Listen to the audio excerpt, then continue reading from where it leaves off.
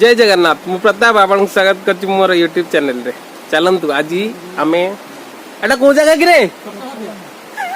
आज आम ढेंकानाल सहर ठू किछि दूर रे बस कपिलास पाखापाखि तपोवन बुली एवं सेठी देखिबा किछि प्राकृतिक दृश्य।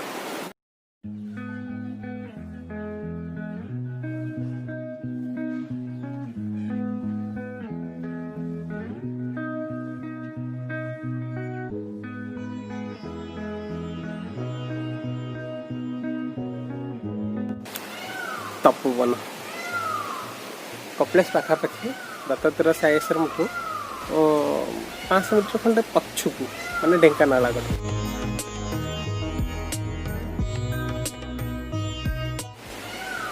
बहुत बढ़िया जगह प्राकृतिक परिवेश भरपूर।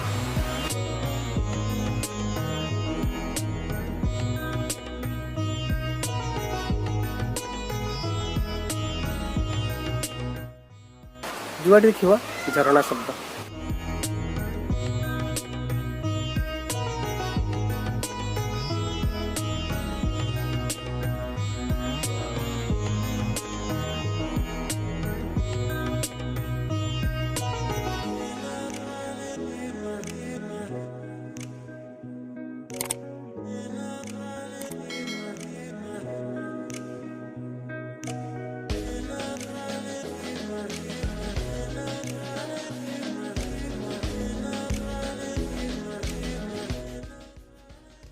अनेक धर्मर इष्टता जी से तपस्या करते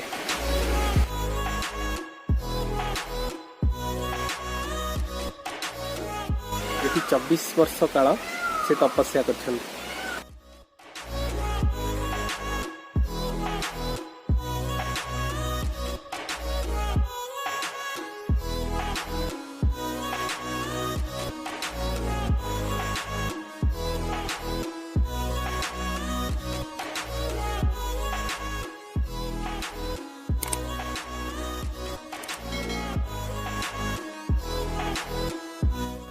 एठी एक प्रकार यात्रा हुए से कार्तिक पूर्णमी समय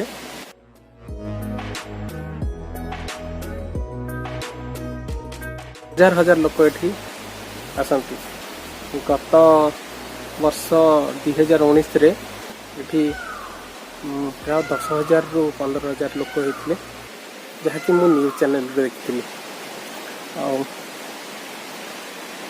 खूब शांत परिवेश जी प्रकृति की भल पाए से जगह को निहाती पसंद करियो।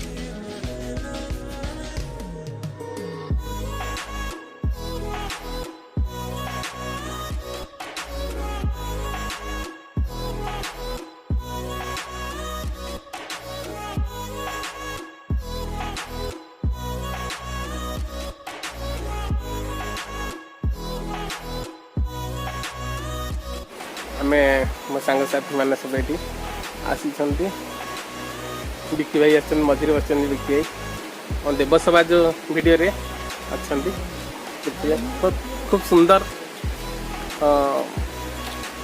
तुम साथ देते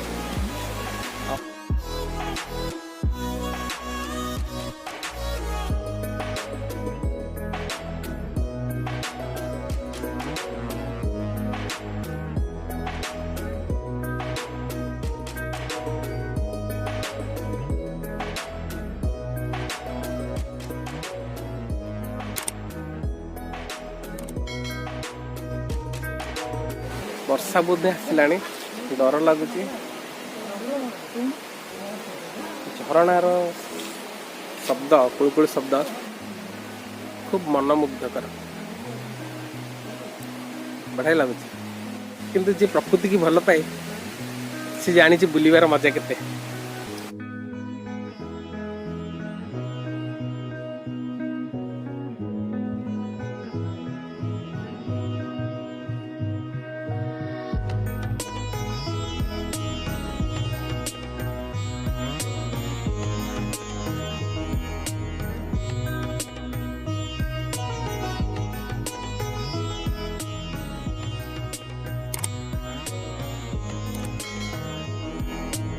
अब ये देखु यहाँ मंदिर मो पछपट अच्छी जो मंदिर आउ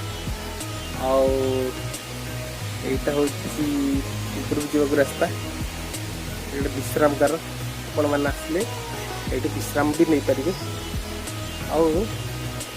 आमर निघा पहाड़ देख आप देखा नए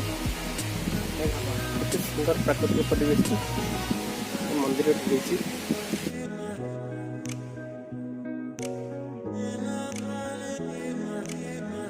बस लोकालोचन को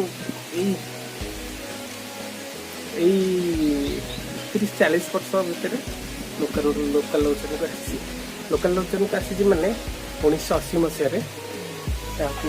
देवतार विभाग हाथ को नहीं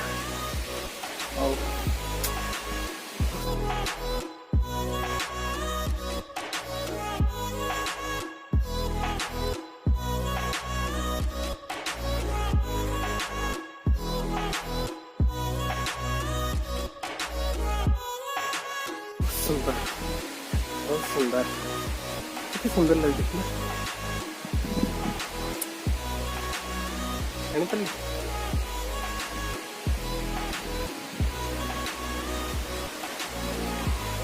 अरे वाह दुनिया या खुशी बोली किसी ना ऊपर को जावाक भी रास्ता अच्छी देखो कितनी बड़ पहाड़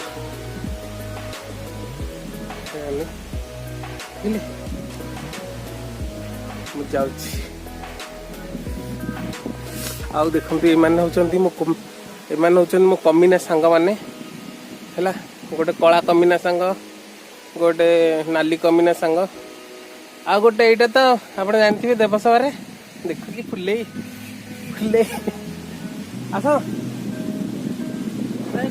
आपण को कथा देती तो विकी सागर आ गोटे बुलाया आम मैंने बुलाक आस ना जस्ट मुड्रे पलि आसलु भल लगुन पलि आसलु बुलवा गोटे आ गोटे गोटे ब्लॉग कर जो पहाड़ चढ़ ट्रावेलिंग कहीपर ये केतुटा पहाड़ अच्छी देख मो पछपटे गोटे दीटा यहाँ गोटे दीटा यहाँ गोटे यहाँ गोटे दीटा तापरे देखो आउे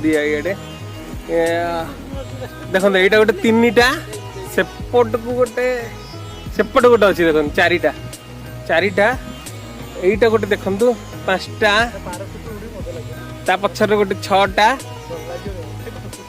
देख से साइड रे आ गोटे 7टा पहाड़ मैं 7टा पहाड़ एमती देखा माने धुआलिया बोली कुड़ी भाया बोली तो जना पड़ ठीक शीत दिन कि आर बढ़िया लगे शीत दिन तो आहरी कौड़ी हम तो आर बढ़िया लगे आ देखो आम मंदिर यहाँ मंदिर के सुंदर लगी ना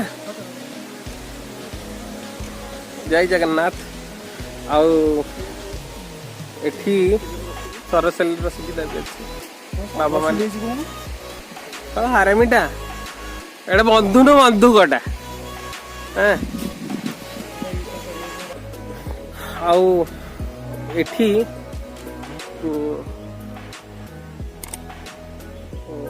এটা ଗୋଟେ ପର୍ଯ୍ୟଟନ ସ୍ଥଳୀ ଭୋଜି ଭାତ ବି ନଭେମ୍ବର ଡିସେମ୍ବର ମାସରେ ବହୁତ ପର୍ଯ୍ୟଟକ ଆସନ୍ତି ଏଠିକି ଭୋଜି କରିବାକୁ।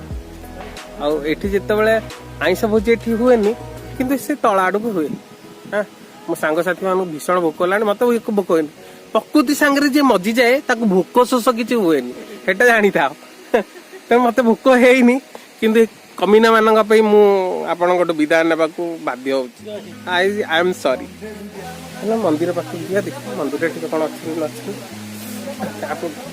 ଏଠି ଦେଖିବେ ଖୁବ ଛୋଟ ବଡ ୱାଟରଫଲ। ଜୟ ଜଗନ୍ନାଥ।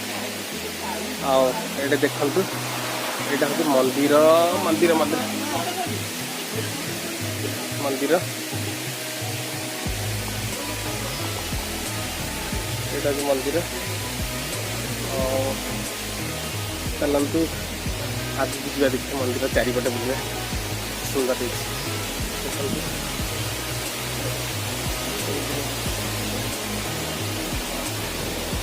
ଶଙ୍ଖ ଫଙ୍କ ସବୁ ଲାଗିଛି।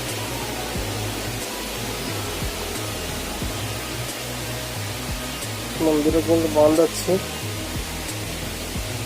ମନ୍ଦିର ବନ୍ଦ ଅଛି। ଦେଖନ୍ତୁ ମନ୍ଦିର ବନ୍ଦ ଅଛି, ମନ୍ଦିର ଏଇଟା ଧୂପଦାନୀ ଫୂପଦାନୀ ସବୁ ରଖାଯାଇଛି। ମନ୍ଦିର କେତେ ସୁନ୍ଦର ହେଇଛି, ମତେ ବଢ଼ିଆ ଲାଗୁଛି। ସୁନ୍ଦର ପଥର ପଥର ହଉ ଘଣ୍ଟେ ଗୋଟେ କେଡ଼େ ବଡ଼ ଘଣ୍ଟ ଲାଗିଛି। ଆଉ କିଛି ସମୟ ଦେଖିଲେ ବଢ଼ିଆ ଲାଗନ୍ତା।